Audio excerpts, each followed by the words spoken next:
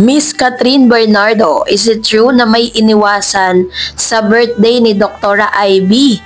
So ano nga bang nakapaloob sa balitang ito? But before that, if you haven't subscribed yet to my YouTube channel, please don't forget to like, share, and subscribe at hit mo na rin ang notification bell for more showbiz updates. Bago tayo of course magpatuloy sa ating updates, syempre nais ko po kayong pasalamatan sa palagian ninyong panonood at pagsubaybay sa mga updates po natin. Maraming salamat po. Eto na, pag-usapan natin kasi last Friday po ay nagdiwang ng kanyang kaarawan si Dr. Ivy, kung saan imbitado niya po ang ilan sa mga big star na kanya po talagang parokyano, 'di ba? Or should I say, yung mga pumupunta sa kanya para po magpaganda, no? At talagang imbitado niya ang ilan sa mga sikat na celebrities, kasama na dito of course si Miss Catherine Bernardo, nakita rin dito si Miss Ramirez at ang kanyang boyfriend na si Mr. Dominic Roque. At the same time, ay talagang nakita rin ng ilang mga netizen na nagkita na nga si Dom at saka si Miss Bea Alonzo sa birthday po ni Miss Dr. Ivy. Ano, na parang okay na po sila dahil alam naman natin na dumaan sila sa hindi magandang breakups, diba? Kaya naman talagang marami po ang natuwa dahil nagkaroon na sila ng closure dahil maaring masaya na rin kasi si Miss Bea Alonzo sa kanya pong present boyfriend at ganon din naman si Mr. Dominic Roque ay masaya na rin sa piling ni Miss Ramirez.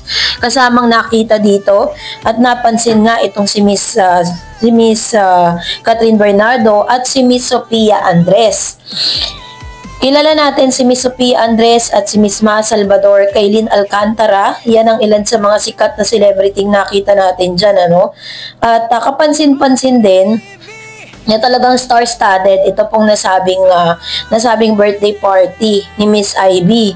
So dahil po dito ay marami ring mga nakapansin na tila baga parang hindi nagkakaroon ng videos or mga pictures man lang na nakikitang nagbabanding nga itong si Sophia at saka si Miss Catherine. So parang naramdaman po ng mga netizen na may something or may gap between them. Diba? Yun yung hinihinala ng mga netizen na meron pong alitan ang dalawang magkaibigan.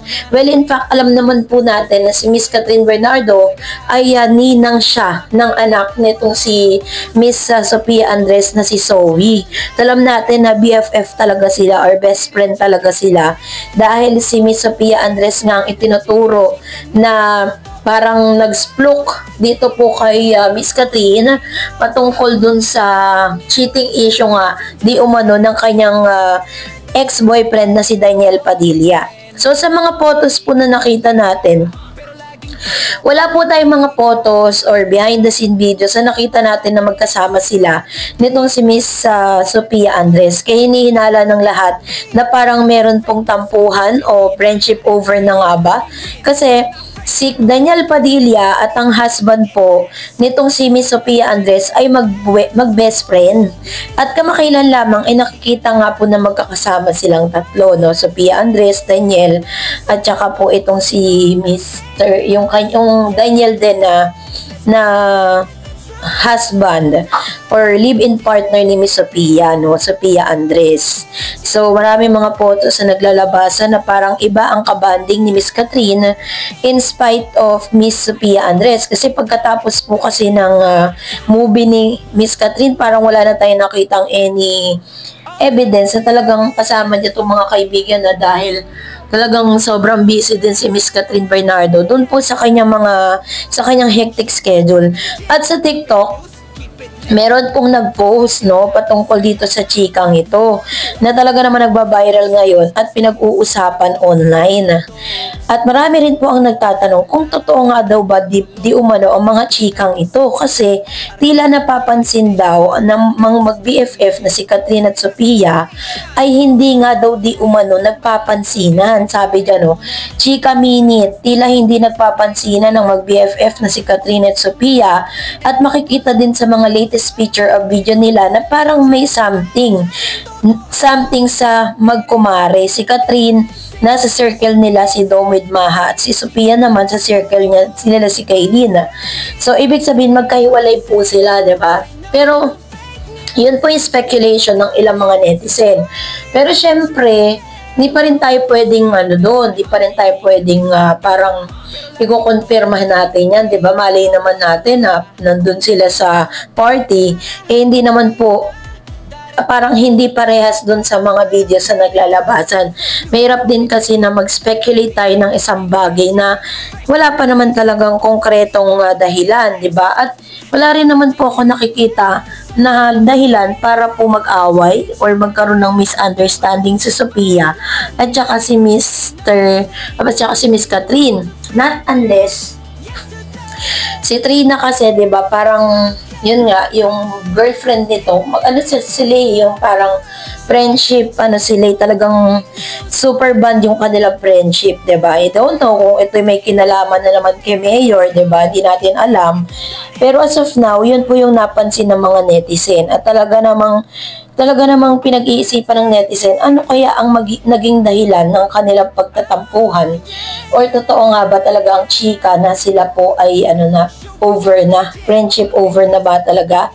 Ito pong si Miss Catherine tsaka si Miss Sophia Andres, yun po yung malaking katanungan. Kasi bakit naman, kasi makikita natin na talagang super close talaga si Maha tsaka si Miss Catherine dun po sa party. At hindi natin nakikita na parang nagbabanding nga si Sophia Andres at tsaka itong si Miss Catherine. Yun po ang pinaka-biggest question. Kasabay ng mga kontrobersyang kumakalat ngayon sa social media sa isang masaya sanang birthday ni Miss Dr. Ivy, ay iniintriga din ng ilang mga netizen na tila baga wala daw di umano si Daniel Padilla sa mismong kaarawan ni Dr. Ivy. Kahit alam po natin na si Daniel ay isa rin sa mga regular customer ni Dr. Ivy dito po sa kanyang Dr. Ivy Clinic. So, dahil po dyan ay nag-assume at nagsabi ang ilang mga netizen na tila baga nag-umiiwas or nag-iiwasan di umanong magkita itong si Mr. Daniel Padilla at si Miss Catherine Bernardo sa mismong kaarawan ni Dr. Ivy. So, according naman po sa mga kampo nitong si Miss Catherine, ay parang totally naka-move on naman na itong si Daniel at saka si Catherine sa kanila pong hiwalayan. And I think is doon pa lang po sa pagkikita nila sa party ay talagang makikita mo na todo iwas na po sila sa isa't isa. At tanging ang mga netizen lang talaga yung nagbibigay ng hindi magandang impresyon dito po sa hindi pagpunta ni DJ dito po sa mismong kaarawan ni Dr. Ivy. Nalay naman natin, di ba? Baka po nakapag-greet na siya or meron siyang prior commitment kung bakit wala siya sa lugar na ito. Kaya ibigay na natin yan kay DJ. So that's it for today. For more videos and updates, please don't forget to like and subscribe, and please don't forget to follow my Facebook page, Darkens TV. God bless everyone.